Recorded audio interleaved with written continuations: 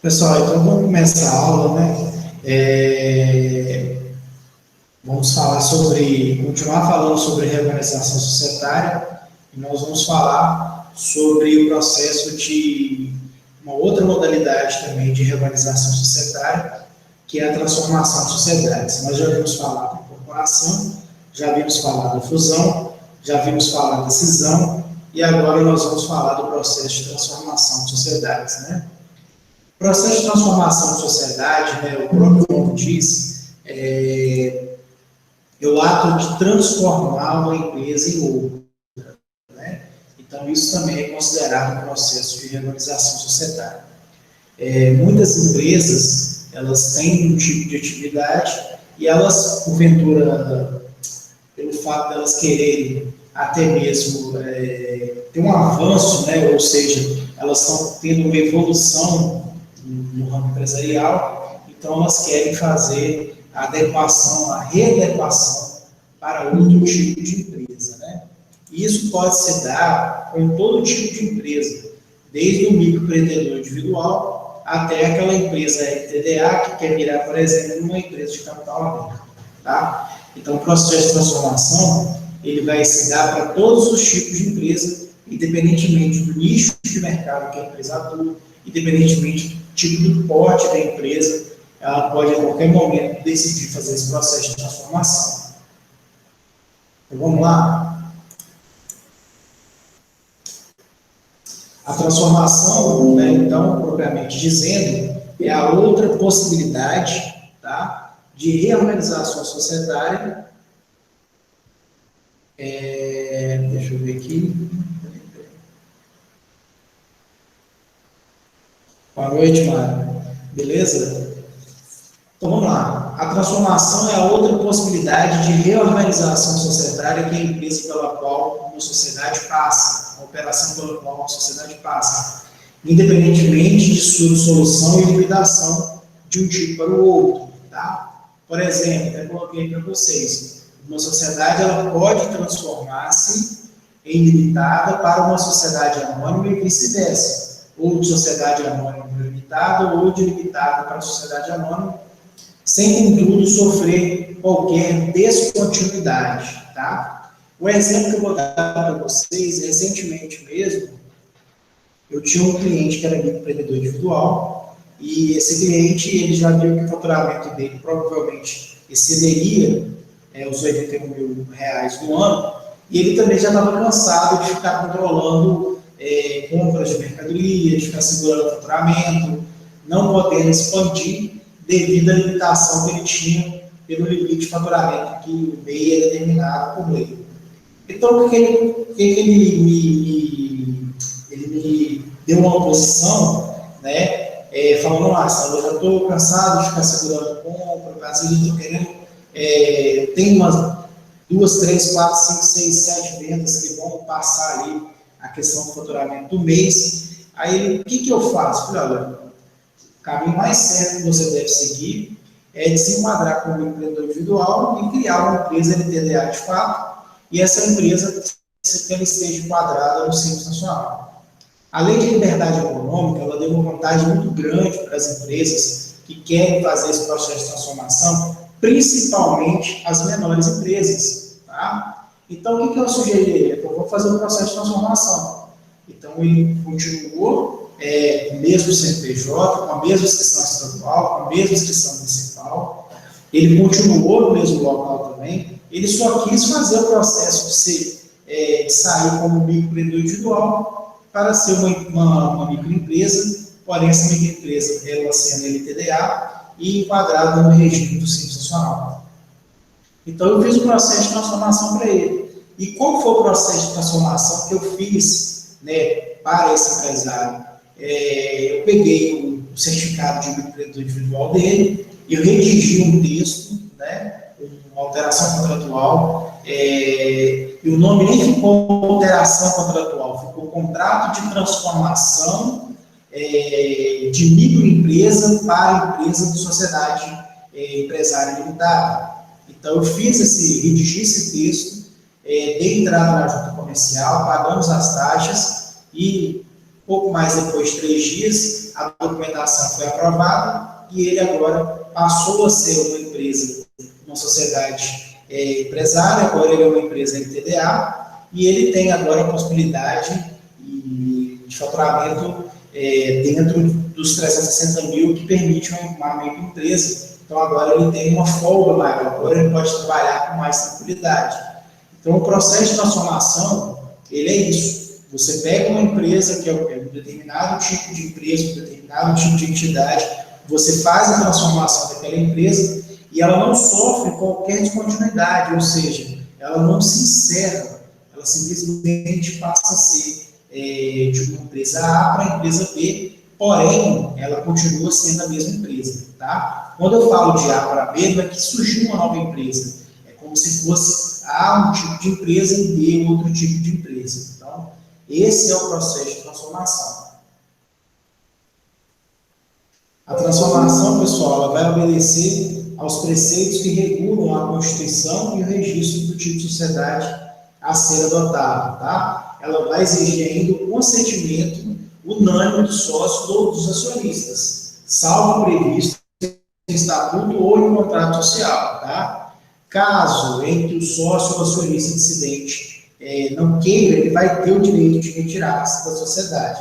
É o mesmo processo que se dá quando vai entrar um processo de incorporação, cisão ou fusão, tá? O sócio ou acionista dissidente, aquele que não aceita, ele vai se retirar da sociedade, porém a gente viu, né, mediante lei, que ele vai ter o ressarcimento do direito que ele tem dentro daquela empresa, tá? Então vamos lá. Os credores, né, eles também não serão prejudicados no caso de transformação da sociedade. Os direitos são exigíveis com as mesmas garantias que o tipo anterior oferecia, tá? Sendo a transformação é uma alteração apenas jurídica, como eu disse para vocês. Eu peguei a empresa e alterei ela. Eu só fiz uma alteração jurídica, né? Eu só fiz uma alteração contratual na empresa. Eu não modifiquei mais nada, a estrutura dela é a mesma, o local da empresa é a mesma, o CNPJ continua sendo o mesmo. O que mudou foi o tipo de atividade, ou seja, o tipo de unidade produtiva. A entidade ela mudou de tipo, mas ela continua sendo a mesma empresa, tá? A organização societária não envolvendo qualquer alteração de patrimônio da sociedade, como alguém disse, né? Então não há necessidade de se fazer qualquer registro contábil. Não tem nenhum registro contábil, realmente. Todos os procedimentos são todos jurídicos. Então não preciso criar, por exemplo, na fusão, criar uma conta fusão, uma conta cisão ou uma conta incorporação. Simplesmente houve uma alteração jurídica, ou seja, houve simplesmente alteração de dados no banco de dados da Receita Federal, da Junta Comercial, que respectivamente vai integrar ao Estado, ao município e ao ente federal, que é a Receita Federal. Contudo, né, em alguns casos, a necessidade de se adaptar ao plano de contas, né, óbvio. Por exemplo, essa empresa que eu peguei, que era microempreendedor individual, ela agora é uma empresa LTDA. O Simples Nacional, o microempreendedor individual, ele está dispensado por lei de escrituração contábil, mas a empresa que está no Simples Nacional, ela não está dispensada da escrituração contábil. Então, consecutivamente falando, eu vou ter que adaptar a empresa à nova realidade. É a mesma coisa, por exemplo, você pegar uma empresa que era empresária individual e você converter ela para LTDA, talvez você vai ter que fazer uma alteração em relação ao plano de contas, tá? Principalmente no grupo do patrimônio líquido. É isso que eu queria chegar para vocês. Se você pega uma empresa, por exemplo, que é EREV, alguma coisa assim, e quando você for criar uma sociedade, por exemplo, passa a ter outro sócio, vai ter um aporte de capital, aí você vai ter que fazer uma alteração em relação ao patrimônio líquido dessa empresa, tá? A fim de atender as melhores necessidades informacionais, tá? Informacionais das demonstrações contábeis próprias do tipo de sociedade.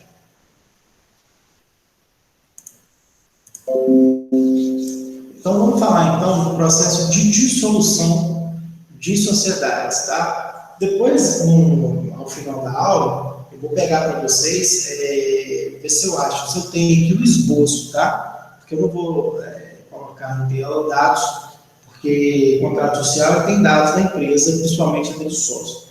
Se eu achar o esboço que eu fiz do contrato, eu vou espelhar para vocês em tela, tá? Então, tem também agora também a questão da dissolução, da liquidação e extinção de sociedades. Isso se dá quando as empresas elas acabam, né? Quando você vai fazer o processo de encerrar aquela atividade da empresa. Quando a empresa ela passa, né, pessoal, quando ela passa por um processo de dissolução, liquidação e extinção, tá? Essa empresa ela vai passar por um processo também de extrato, né? Ou seja, é um tipo também de alteração contratual, né? Porque você vai ter que ir fazer um extrato dessa vez, e não uma alteração contratual, mas se assemelha, porque você vai ter que pedir a baixa dessa empresa na junta comercial, depois você vai ter que comunicar através de um DBE na Receita Federal a baixa dessa empresa, e também no município você vai ter que levar que essa empresa foi encerrada, até mesmo que a prefeitura, geralmente, mesmo que não seja serviço, a prefeitura cobra aí todo ano a taxa de fiscalização. Essa taxa de fiscalização é uma taxa de renovação do alvará, e também, ela também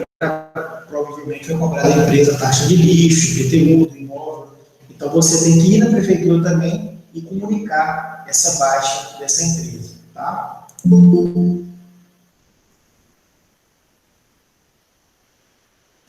Então, os procedimentos de encerramento, né, das atividades empresariais, a sociedade, inicialmente, ela entra em dissolução, passa por um processo de liquidação e finaliza a sua extinção, tá? E define ainda as 3 fases do encerramento, tá? Vou trazer para vocês quais são as 3 fases do encerramento.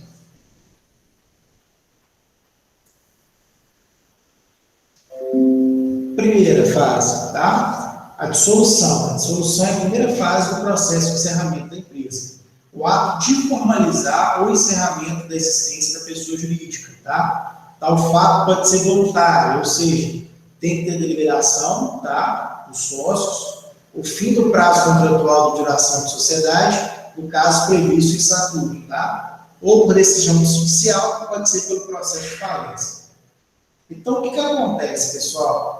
O processo de dissolução, ele vai se iniciar, tá? Com uma formalização do encerramento, né, no caso, dessa personalidade jurídica, ou seja, dessa pessoa jurídica. O que acontece? A dissolução ela vai ser o quê? O início do processo de encerramento da empresa. É onde você formaliza o contrato, é onde você formaliza, por exemplo, o extrato, tá? E para que isso aconteça, você tem que ter todo o consenso dos sócios, e também acontece, em alguns casos, essas empresas que entram em processo de recuperação judicial, tá? E depois que ela consegue pagar ou suprir todas as necessidades jurídicas que o juiz determina, através dessa decisão judicial, né, é decretado o período de falência, e nesse processo de recuperação judicial vai começar o processo também de dissolução daquela propriedade ou daquela personalidade jurídica, tá? A segunda etapa vai ser a liquidação. O ato de realizar o quê? Os ativos, pagar os passivos e destinar o saldo restante, se houver, para reembolso aos sócios, tá? A liquidação ela vai anteceder a extinção da sociedade. Então, o que acontece, pessoal? Primeiro, você tem o processo de dissolução, né? Ou seja, você vai formalizar para os seus sócios, formalizar lá para a sua cooperativa, ou vai formalizar, né, por uma sociedade inteira, por uma empresa inteira. Você vai fazer a deliberação com todos os sócios e vai comunicar que você vai passar por um processo de extrato, tá? Mas antes daquela empresa encerrar, você tem que cumprir com todas as obrigações que tinha direito. Por exemplo, se você tem contas a receber, você tem que receber todas aquelas contas antes do processo de encerramento. Tá? Se você tem fornecedores a pagar, você tem que pagar todos os fornecedores antes daquele processo de encerramento. Tá? Se você, por exemplo, vai fazer no caso um processo de dissolução, você vai para o processo de liquidação e ali você vai fazer o quê? Você vai fazer um fechamento de balanço, você vai fechar o balanço patrimonial, você vai encerrar a DRE. Se tiver um resultado operacional, se tiver um lucro contábil, depois um lucro líquido, você também vai ter que ressarcir parte desse resultado para os sócios da empresa. Então, antes de se dar o processo de extinção, né, você tem que fazer todas as etapas. Isso se dá também, principalmente, tá, quando há determinação judicial, né, quando há um juiz que vai determinar, por exemplo, o processo de falência. Tá? Quando você tem um processo de falência, propriamente falando, isso aqui fica mais claro. Antes de se encerrar aquela empresa, eu preciso sanar todos os meus passivos, preciso reembolsar os sócios, tá? Se caso tenha resultado, e preciso realizar os ativos, ou seja, preciso receber aquilo que eu tenho de direito, ou até mesmo, pessoal, se você tiver veículos, equipamentos, máquinas, terrenos, edifícios, tudo isso tem que ser vendido, tá? Quando a empresa ela entra no processo, por exemplo, judicial de falência, o que acontece? Quando ela vai entrar no processo de recuperação judicial, o juiz determina a venda de todos os ativos para o quê? Para suprir todos os passivos e todas as obrigações que aquela empresa tem. Aí vai pagar funcionário, vai pagar banco, vai pagar fornecedor, tudo aquilo ali, inclusive, né, os sócios, caso tenha uma sobra dessas vendas. Se não tiver, pessoal, o que acontece? Os sócios não terão direito a nada. Se o que tem de ativo tem capacidade de pagar as obrigações, ótimo. Mas se não tiver, aí vai entrar um negócio que chama, no termo jurídico e no termo contábil, que chama descaracterização da personalidade jurídica. Vai ter essa descaracterização, né? A pessoa jurídica ela vai passar a ser descaracterizada para que os sócios, assim, então, eles recebam o quê? As obrigações que aquela empresa tinha para fazer o pagamento de fornecedores ou de funcionários e assim por diante. Tá? E o terceiro passo, não menos importante, é o ato da extinção, ou seja, é o ato de conclusão do término da existência da sociedade, tá? Por meio da baixa dos respectivos registros, inscrições, matrícula ou órgão competente. Se for uma empresa que, por exemplo, ela é comércio e serviço, vocês vão ter que encerrar a empresa. Né? Independentemente disso, se ela for serviço ou comércio, vocês vão ter que encerrar a empresa. Na Receita Federal, na Junta Comercial, que vai comunicar o Estado, e também no município. Tá? Se, por exemplo, se for um hospital que tem, por exemplo, registro de alguns órgãos competentes, você vai ter que encerrar, além de todos esses três, dessas tríades, né? Eu falo a tríade da empresa, que é Prefeitura, Estado e Governo Federal, você também vai ter que comunicar os órgãos competentes, por exemplo, vigilância sanitária, você vai ter que comunicar, por exemplo, prestadora de plano de saúde, vai ter que comunicar o ANS, fornecimento de internet, vai ter que comunicar a ANEEL, e assim por diante, tá? Então, o que acontece? Você, quando chega no processo de extinção, você tem que fazer a baixa de todos os registros que a empresa tem, inclusive se a empresa tem matrículas em órgãos competentes que também fiscalizam aquele patrimônio. Vamos lá, então, falar da dissolução, passo a passo dela, tá? Eu trouxe para vocês o que era, agora passo a passo. Vamos lá. A dissolução de pleno direito. O que é dissolução de pleno direito? É pelo término do prazo de duração, nos casos previstos em estatuto, por deliberação de uma Assembleia Geral, pela existência de um único acionista ou pela extinção na forma de lei da autorização de funcionário. Tá? Isso acontece muito, pessoal, em empresas que têm... Vamos lá, você pega uma concessão, por exemplo, para explorar jazida de joias raras, tá? Aquilo ali tem um prazo de duração, certo? Você vai abrir uma empresa, mas sabendo que você tem só 2 anos. E terminou o prazo de exploração, de sessão de concessão para exploração, você vai ter que encerrar a empresa. Então, no caso, o prazo, né, pelo término de duração, tá? Ou até mesmo pela extinção na forma de lei, ele determina que aquilo ali não pode ser mais feito. No caso, por deliberação da Assembleia Geral, talvez você abra uma empresa já com prazo pré-estabelecido, tá? Isso acontece? Acontece porque, por mais que as empresas elas tenham um prazo, quando você abre uma empresa, você coloca lá que ela tem um prazo indeterminado para acabar. Toda empresa é aberta desse intuito, mas no caso, não é a empresa em si que vai ter o seu contrato, o prazo ali, tá? Talvez o que vai ter é a concessão que você ganha, beleza? Se você abre uma empresa, ela não vai ter prazo para validade. Mas, por exemplo, se você abre uma empresa, e essa empresa talvez é uma associação, uma cooperativa, na ata da Assembleia, por exemplo, no estatuto, você pode colocar que no estatuto você vai colocar um prazo de validade, ou seja, quando aquela empresa ela pode acabar.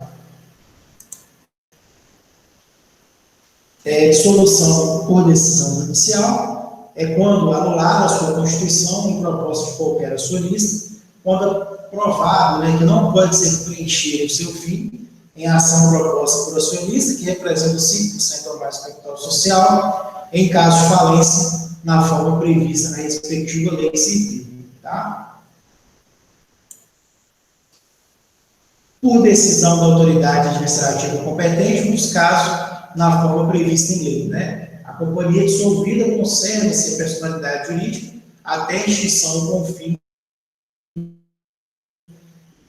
ceder a sua extinção.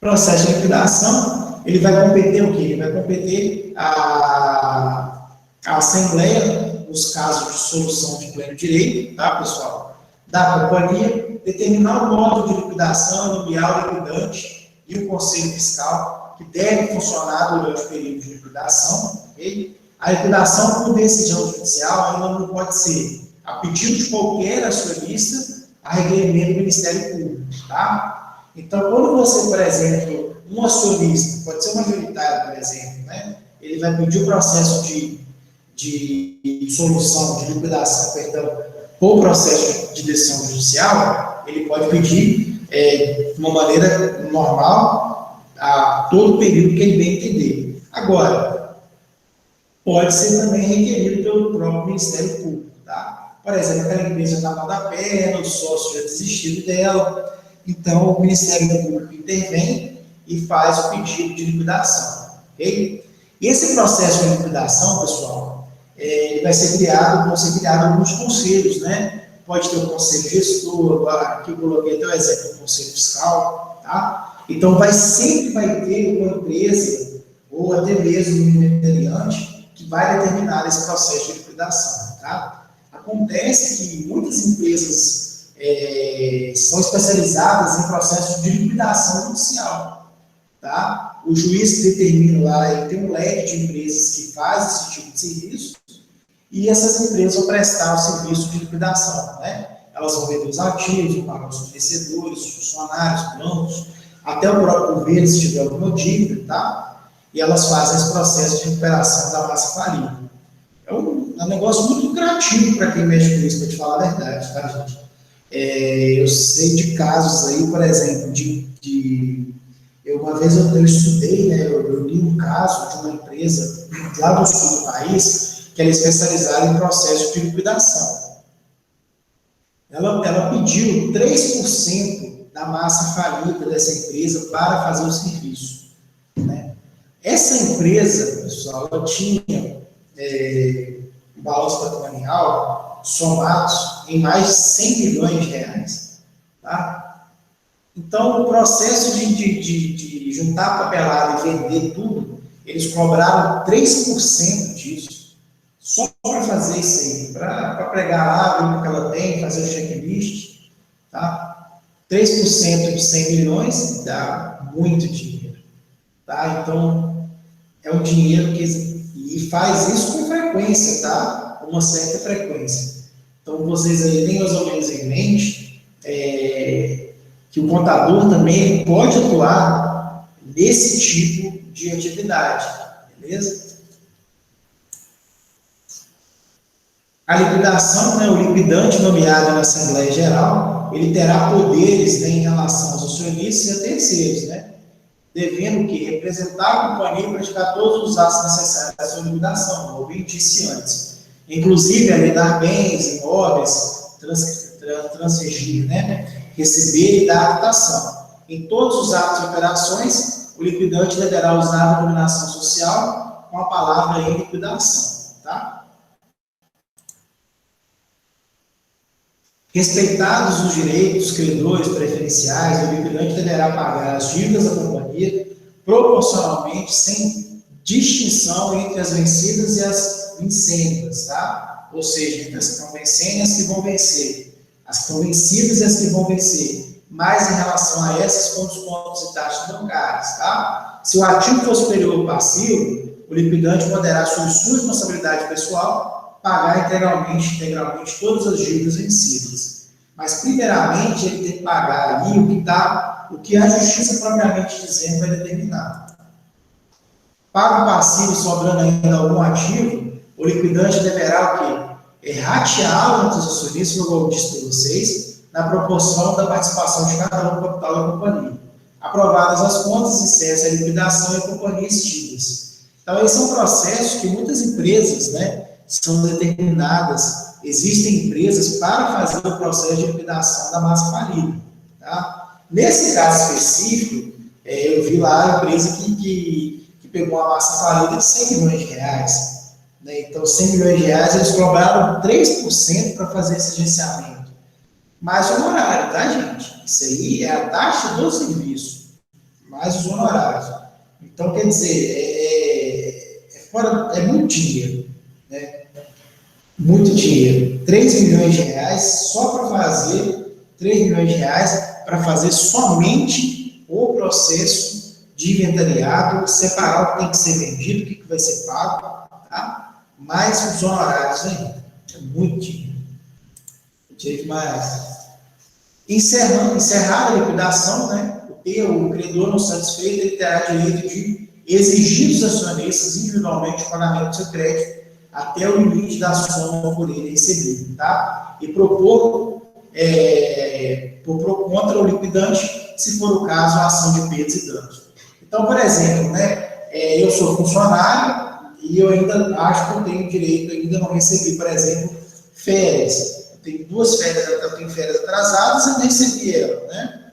A empresa entrou em processo de liquidação e me pagaram somente a férias que vencida, mas ele tem minhas férias para vencer. Se eu não estiver satisfeito, eu tenho, se eu não me engano, pela previsão da lei, são 6 meses, eu acho que não vou falar disso aqui, mas são 6 meses aí que você vai ter direito a pedir ressarcimento se você se sentir ferido.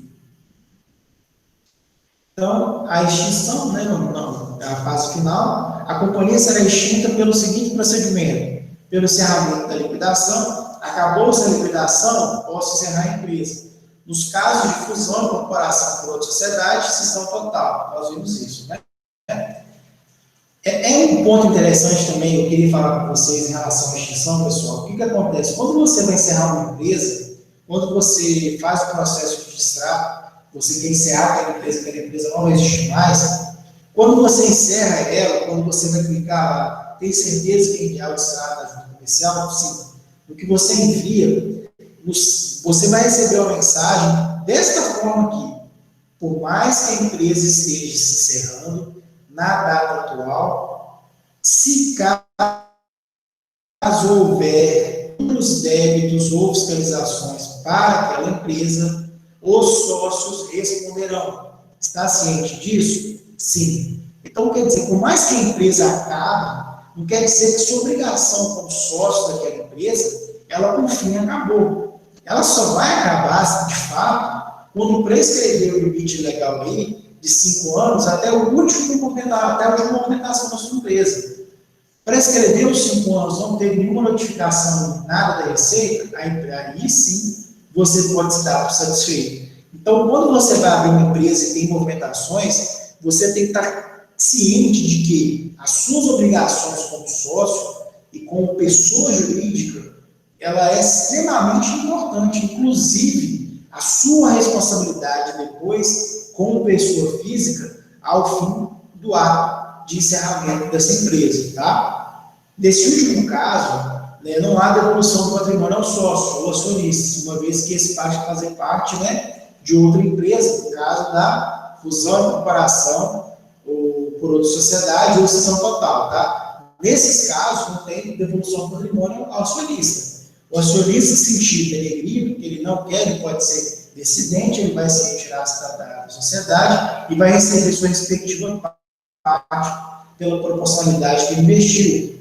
Uma vez que essa passa a fazer parte de outra empresa, que vai suceder a extinta sociedade, todos os direitos, obrigações, né, os sócios, acionistas, eles vão receber o que? Da sucessora as ações e cotas que lhe couber em função da fusão, incorporação ou cisão. Mais uma vez, lembrando, se eu quiser, como dissidente, ou se eu quiser, como retirante, eu não concordo, eu tenho direito de ressarcimento da parte proporcional que eu investi naquela empresa, tá?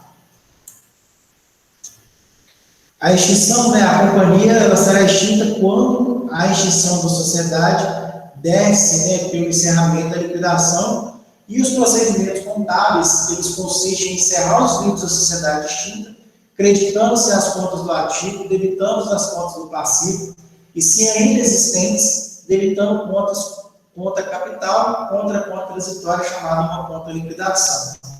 Tá? Então, para você encerrar a contabilidade daquela empresa, você ainda vai criar uma conta transitória chamada liquidação, vai creditar todas as contas do ativo, vai debitar todas as contas do passivo e vai fazer o processo de encerramento daquela empresa.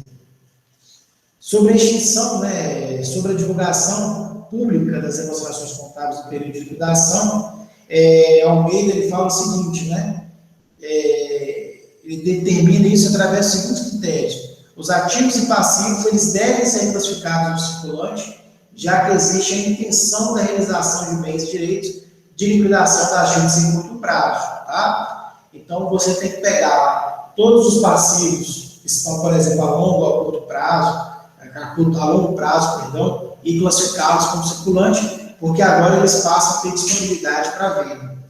A gente viu que, quando está no circulante, são despesas, né, que vão ser pagas quando está no passivo de forma mais rápida, né, dentro do período do exercício, que é 12 meses, tá? Não quer dizer que é um ano, 12 meses é um exercício, tá? Porque você pode contrair uma dívida em julho e vai pagar em julho do ano seguinte e ela vai estar no circulante, tá? Isso aí não pode ter essa confusão.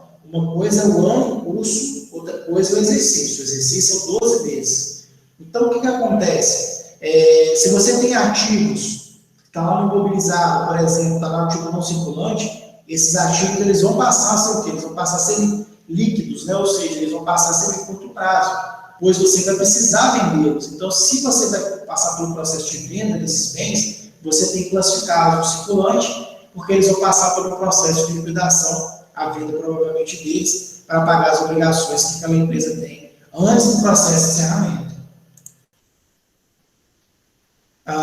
Então, ele fala o seguinte, né, pessoal? Vamos lá.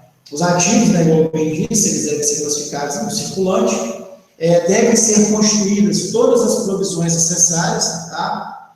Fundamentalmente as relacionadas com a indenização, nas demissões de funcionários, ainda criar-se nota explicativa, lá na nota explicativa deve ser incluída as demonstrações financeiras sobre as expectativas do montante de lucro e prejuízo, da realização dos ativos da liquidação dos passivos, e é recomendado também que os ganhos somente sejam contabilizados quando efetivamente realizados. Tá?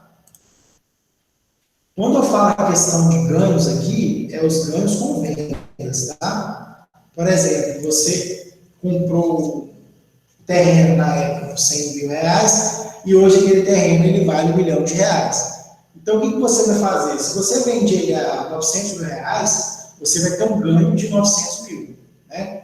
Você vai ter um ganho, perdão, se você vende por 900 mil e você comprou por 100, você vai ter um ganho de 800 mil reais. Então, se é um ganho, isso vai ter resultado como um ganho, né, de venda ativo imobilizado. Tá? Então, o ganho só vai ser contabilizado quando, de fato, ele efetivamente ocorrer, ok?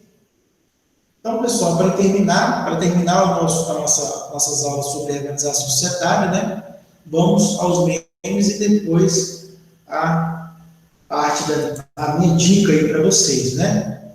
Pessoal, estudante contábil é mais ou menos dessa forma aí, tá? Primeiro ano, desse jeitinho aqui, barbinha feita, todo bonitinho, cabelo cortado certinho, né? No último ano é mais ou menos isso aí, tá? O cansaço bate. Imagina depois que você vira contador, então, tá?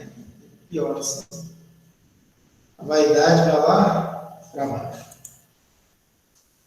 Então, dica do professor para vocês, né?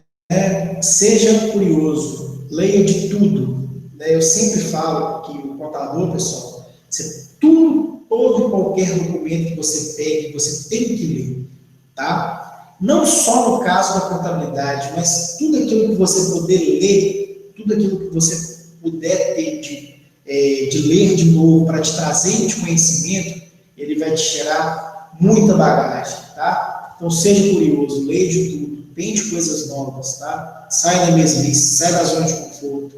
O que as pessoas chamam de inteligência se resume-se à curiosidade. E eu sou uma pessoa extremamente curiosa. Quando eu comecei a trabalhar no escritório de contabilidade, eu destacava o papel, mas eu era muito curioso para saber o que eram aqueles documentos que aquelas meninas lançavam no sistema. O meu sonho quando eu entrei para ser na escritório de contabilidade, isso foi em 2009, meu sonho era pegar uma nota fiscal e lançar no sistema. Pô, havia elas falando de ST, de ICMS, de conta contábil, aquela coisa, de receita, de despesa, ficava fantasiado com aquilo. Isso me deu curiosidade, e essa curiosidade me levou a onde eu estou hoje. Então, seja curioso, saia da zona de conforto, se dedique mais. Eu vejo que vocês estão se dedicando, eu fico vendo assim, né, por alguns. Você percebe, tá? Você percebe a falta de curiosidade, principalmente pelos temas contábeis, principalmente pela matéria. Então, se dedique mais, saia da zona de conforto, tá? Porque o conformismo, ele acaba te levando ao mesmo destino de sempre. Então, se você quer fazer diferente, se você quer ser diferente, seja curioso, porque a curiosidade, provavelmente, ela vai gerar inteligência, tá bom? Então, forte abraço, tá, pessoal? Lembrando que terça-feira que vem é Star Week, então nós não teremos aula, mas na quinta-feira nós vamos ter aula normal, tá bom? Então, forte abraço, cuidado, tá? Todo cuidado aí nessa época. Até quinta-feira que vem.